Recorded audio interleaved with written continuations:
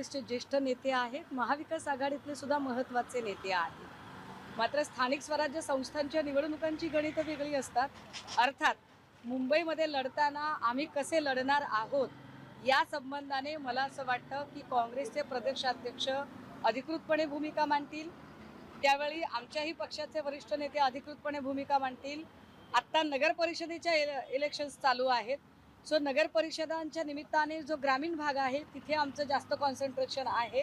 जसा की सन्मान्य पक्षप्रमुखांनी आता मराठवाड्याचा दौरा केलेला आहे आणि पूर्व विदर्भ आणि पश्चिम विदर्भ याकडे आता आम्ही फोकस करत आहोत। त्यामुळे मुंबई महापालिकेच्या संबंधाने काही अधिकृतपणे घोषणा करायला वेळ आहे। मला वाटतं आता इतक्यात त्याच्यावर बोलणं काही फार उचित असणार नाही। पण त्यांनी ज्या पद्धतीने प्रतिक्रिया दिली त्यावरून समजायचं का महाविकास आघाडीमध्ये आता फूट झाली? नाही, असे काही फूट बीट झाली नाही। जर समजायचं असेल तर मग मला सांगा की रवींद्र धंगेकर रोज उठून मोहळांवर आरोप करतायत व महायुतीत तर फाक सगळा खेळमोड झालाय असं म्हणावं लागेल ना। किंवा राष्ट्रवादीमध्ये दोन बायकांची जर भांडणं बघितली तर राष्ट्रवादीत नेमकं काय चालू आहे। तर त्यामुळे मला नाही वाटत की महाविकास आघाडीमध्ये कुठेतरी एक नेते बोलले। प्रत्येक पक्षाला वाटतं की आपला पक्ष पुढे गेला पाहिजे। काँग्रेसला तसं वाटलं तर काही पाप नाहीये, त्याच्यात काही चूक नाहीये। मात्र या संबंधाने ज्या अधिकृत घोषणा असतील त्या व्हायला अजून वेळ आहे आणि तोपर्यंत आपण थोडी वाट बघूया। त्यांनी तयारी सुरू केली, म्हणजे इच्छुक आहे, चांगली गोष्ट आहे ना। त्यांनी तयारी सुरू केली पाहिजे, त्यांच्याकडे मुलाखती सुरू झाल्या पाहिजेत, जशा आमच्याकडे मुलाखती सुरू आहेत।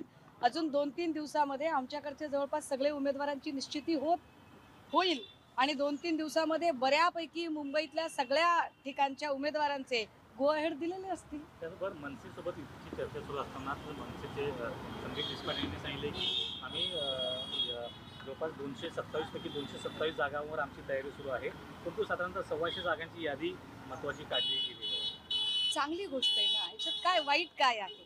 कुठल्याही पक्षाला आपला पक्ष निवडून आला पाहिजे, जास्तीत जास्त जागा मिळाल्या पाहिजेत, जास्तीत जास्त जागा जिंकल्या पाहिजेत असं वाटणं आणि त्यासाठी त्या पक्षाच्या कार्यकर्त्यांनी मेहनत घेणं ही अत्यंत सहज स्वाभाविक गोष्ट आहे। याच्यासाठी फार काही वेगळा विचार करण्याची गरज नाही।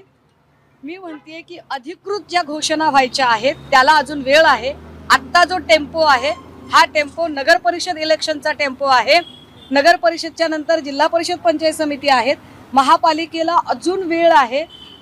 तो साधारणतः एक 10 ते 12 दिवसानंतर महापालिकेचा खऱ्या अर्थानं फिवर सुरू होणार आहे।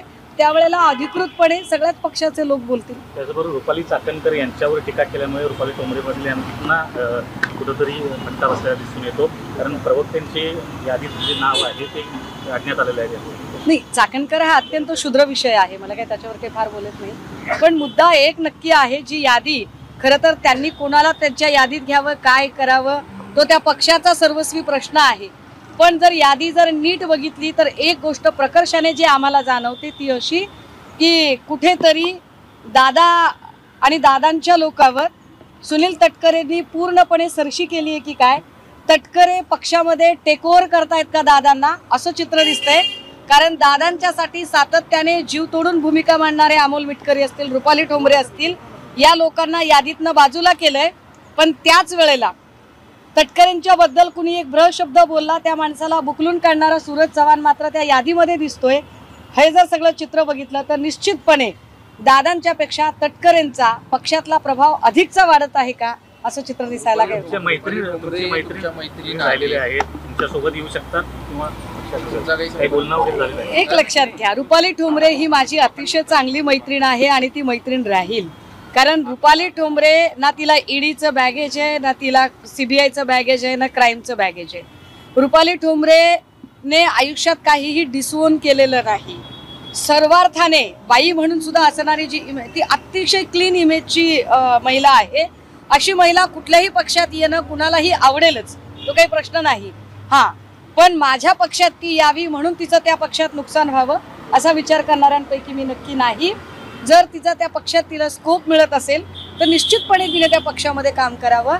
बाकी याच्या उपर काय निर्णय घ्यायचा हा मला वाटतं रुपाली ठोंबरेचा सर्वस्वी स्वतःचा कॉल असेल। त्यावेळी त्यांनी आवाज उठवला, त्यावेळी त्यांना 7 दिवसांची नोटीस देण्यात आली आणि नोटीस दिल्यानंतर आता थेट प्रवक्त्यांच्या यादीमधून त्यांचं नाव गायब झालं। मी म्हटलं ना की या पक्षामध्ये जर आपण तिकडे बघितलं ना तर सगळीकडून तटकरेंची सरशी होताना दिसते।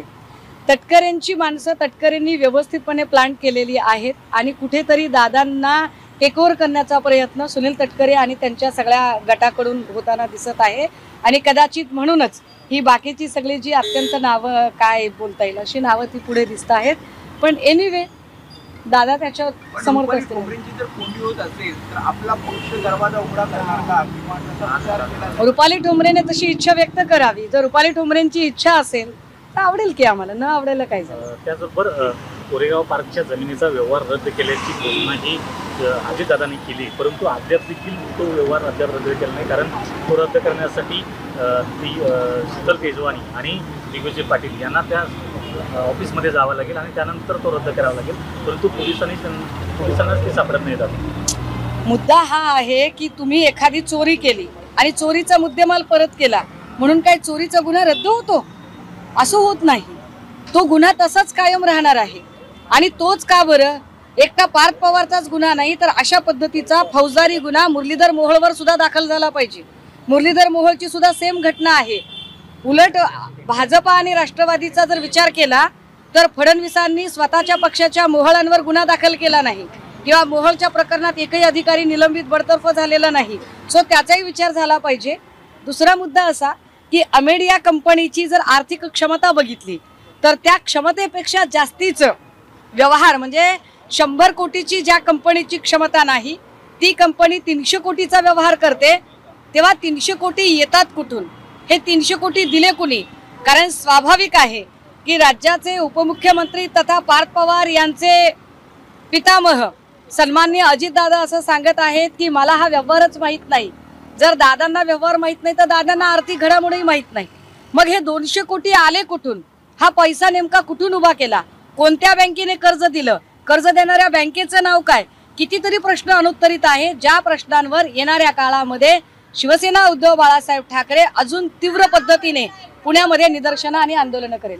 त्याबरोबर महायुतीतल्या तिन्ही पक्षांमध्ये कुठेतरी एकमेकांवर कुरघोडी करण्याचे प्रयत्न सुरू असलेले पाहायला मिळतात. कारण सहकार विभाग हा अजित पवारांच्या मंत्र्यांकडे आहे, पण त्या विभागाचे मंत्रालयाच्या अंतर्गत पणन विभागाचे जे काही अपील्स असतील ते अपील आता भाजपचे मंत्री असलेले रावळ यांच्याकडे देण्याचा निर्णय झालेला आहे.